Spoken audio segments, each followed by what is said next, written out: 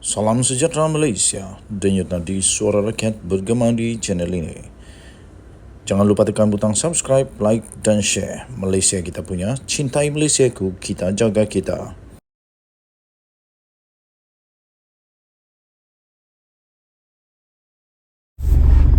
Salam sejahtera Malaysia, denyut nadi suara rakyat bergema di channel ini.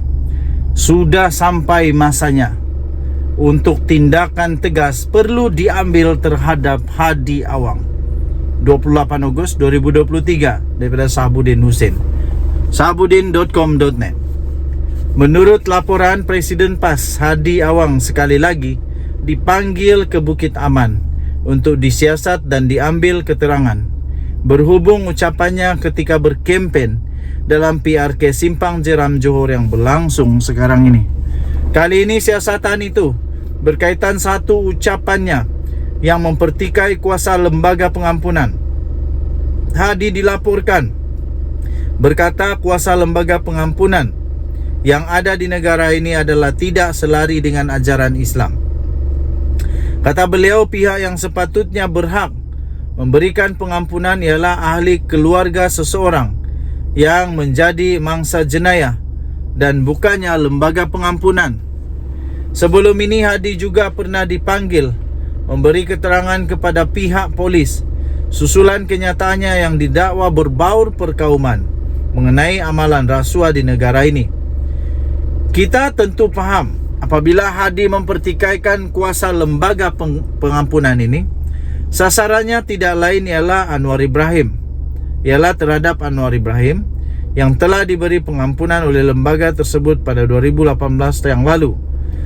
Terlihat Hadi benar-benar tidak puas hati dan sakit hati terhadap Anwar yang kini telah berjaya menjadi Perdana Menteri pada sekarang ini.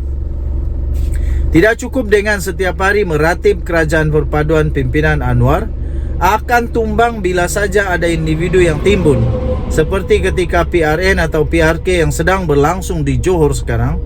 Beliau kini nampaknya cuba pula mempertikaikan status pengampunan yang diterima oleh Anwar. Tujuannya ialah semata-mata untuk menggambarkan Anwar ini tidak layak memegang jawatan Perdana Menteri kerana tidak pernah diampunkan oleh keluarga mangsa yang terkait jenayah dengannya. Relaxlah Tuan Guru, relaxlah. Seseorang yang tinggi agama kena selalu bersangka baik. Itu kan, berjiwa tenang dan tidak bersarang dengki. Jangan dengki yang keterlaluan di dalam hati.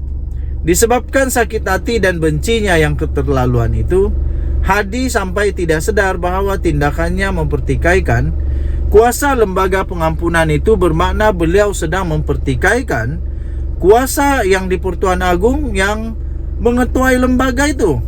Hadi Awang lupa agaknya, ataupun dia buat lupa sengaja nak buat isu supaya lebih lah kot. Tak tahulah. Di peringkat negeri, lembaga pengampunan juga diketuai oleh sultan atau raja masing-masing. Dengan itu, ucapan Hadi yang mempertikaikan kuasa lembaga pengampunan tersebut selain petanda tidak hormat kepada raja-raja, juga melanggar garis merah 3R yang dilarang oleh pihak polis daripada sesiapa juga memperkatakannya secara terbuka. Adakah Hadi dalam hal ini secara sengaja mahu mencabar polis? Kalau Hadi mahu menjatuhkan Anwar atau kerajaan sekarang kerana benci atau sakit hatinya yang tak terkawal dengan keberadaan pengurusi PH itu sebagai Perdana Menteri, beliau sebaiknya membanyak beristighfar dan percaya kepada qada dan qadar. Tak perlulah hari-hari memanjat dinding untuk menebut atap bagi menjatuhkan kerajaan. Sebaliknya, tunggulah sampai PR16 akan datang untuk berbuat demikian. Ketika berucap pula, janganlah tunjukkan sangat perasaan sakit hati dan benci kepada Anwar. Itu buat malu dengan anak cucu saja dibuatnya. Apapun meneliti tingkah laku dan ucapan politik Hadi Awang sejak daripada dulu hingga sekarang, banyak daripadanya adalah bersifat melampau, membahaya dan kepada perpaduan dan boleh dikira sebagai satu ancaman kepada Malaysia yang aman, sejahtera dan harmoni. Daripada amanat Hadi yang kontroversi sehinggalah kepada banyak tafsiran agama yang dibuatnya lebih bermotifkan politik kepartian dan bertujuan menyemai kebencian terhadap mereka yang tidak sejiwa, sekarang pula dengan mempertikaikan kuasa lembaga pengampunan yang dipengerusikan Agong, ini adalah petanda beliau kini semakin bahaya jika perbuatannya dibiarkan terus berleluasa. Hanya kerana politik, benci dan sakit hati, Hadi nampaknya sanggup melakukan apa saja demi memuaskan rasa dalam hatinya, tanpa kompromi lagi. Sudah sampai masa sebenarnya untuk pihak berkuasa mesti mengambil tindakan sewajarnya terhadap Hadi Awang agar perbuatan dan ucapannya yang sering melampau serta berbahaya itu terhenti setakat ini saja. Ditulis oleh Sabuddin Husin, 27 Ogos 2023, diterbitkan di sabuddin.com.net. Sila maklum bahwa ini adalah pendapat daripada penulis dan bukan pendapat daripada channel ini, The Twin TV. Denyut nadi suara rakyat bergema di channel ini. Kita jumpa lagi. Bye-bye. Kata pemimpin daripada UMNO itu dalam PRK ini, lihatlah begitu ramai para pencatur politik di seluruh negara diterbangkan dari utara, dari timur tanah air.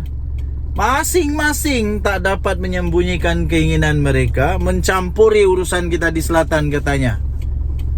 Ini maksudnya berkempen lah nih.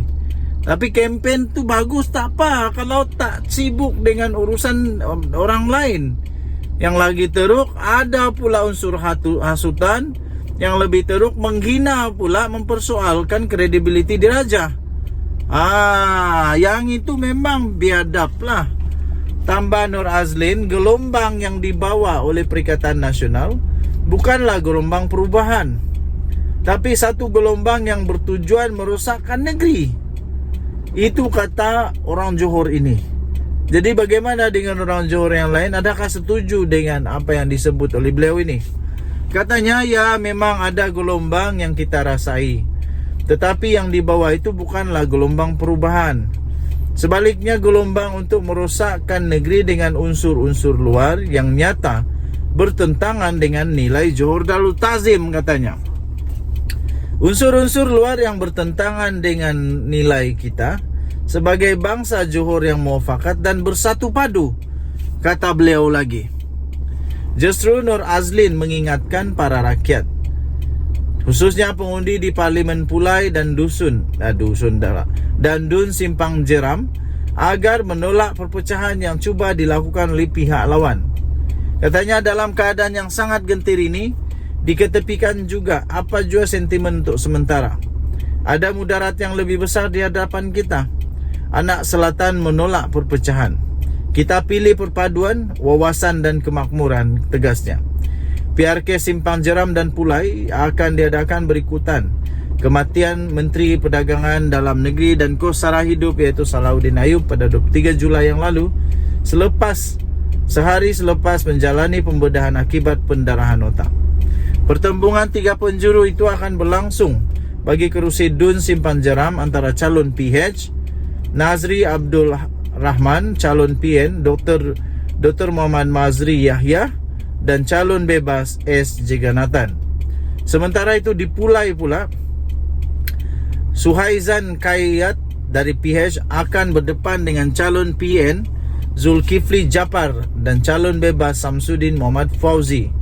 Pada pilihan raya umum ke-15, Salahuddin memenangi kerusi Parlimen Pulai dengan majoriti 33,174 undi, memperoleh 64,900 undi, mendahului calon BN Nur Jazlan Mohammed dengan 31,726 undi dan calon PN Loh Kahyong 20,677 undi.